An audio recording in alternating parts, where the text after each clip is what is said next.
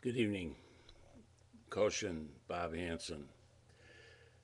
This is the second chapter for today, Ash Wednesday, February 22nd, 2012. I'll be reading from poets from the Far East. Ahmed Faiz was considered one of the great poets of the 20th century from South Asia. And this poem is often looked upon these days as the prophecy of Arab Spring and Occupy movement.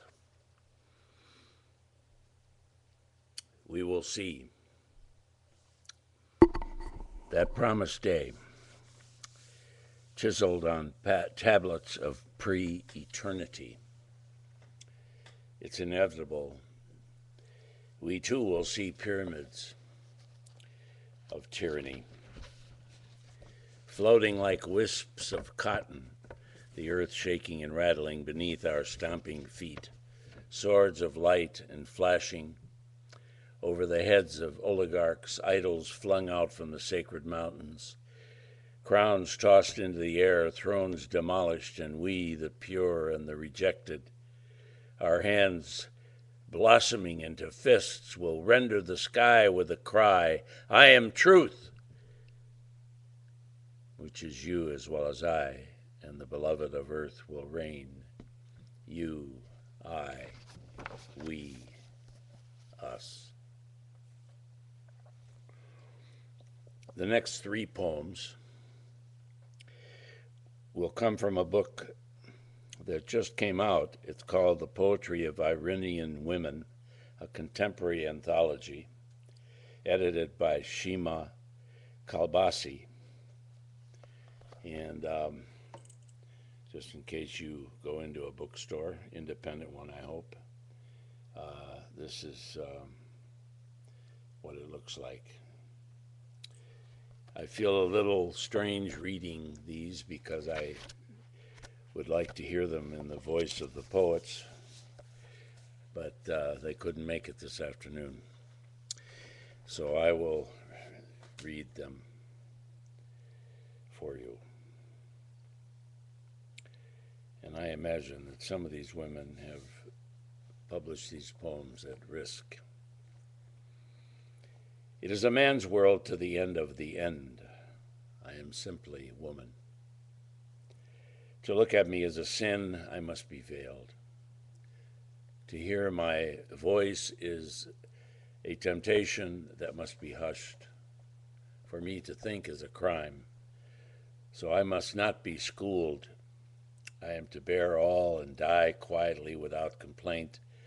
Only then can I be admitted to the court of God, where I must repose naked on the marble cloud, feed virtuous men succulent grapes, pour them wine from golden vats, and murmur songs of love. The poet Sohe Wolpe. This is the first poem in this collection.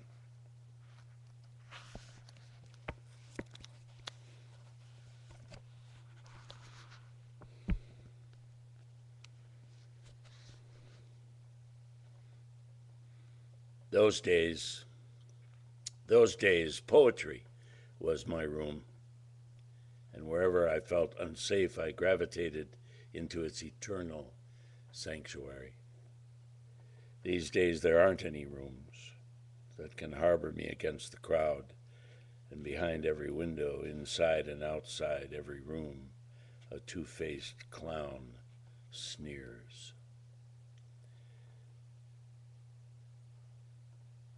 Fereshteh, Sari is the poet. And lastly, a powerful poem that I am going to read to my grandchildren at some point. There is a little girl. This is called Woman 101. There is a little girl, bright-eyed, hopeful inside of me. There is a young woman with a brisk gait and a boisterous laughter, and a pair of feet full of dance and deep curiosity about people and places never seen inside of me. There is a sultry, a seductive mistress and lover full of knowing, touches and promising glances and welcoming kisses inside of me.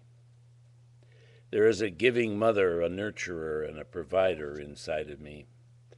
There is a wise old woman, a teacher, supporter, a leader, a shaper of future inside of me. There is a loving partner, a kind and devoted wife inside of me. I am all those women, and they are me, and when I look sexy, there is a little girl inside of me. When I look like a little girl, I am a mother. When I look young, I hold the wisdom of history in itself. Never see me only as one of them. Never love only one of them. Never ignore the other woman inside of me. Just as you fall asleep holding me to your chest, sweaty, content, and satisfied, remember that tomorrow the bright-eyed girl in me wants caring. The wise woman in me wants respect. The hard-working nurturer in me wants recognition. The young woman in me wants excitement. The partner in me wants fairness.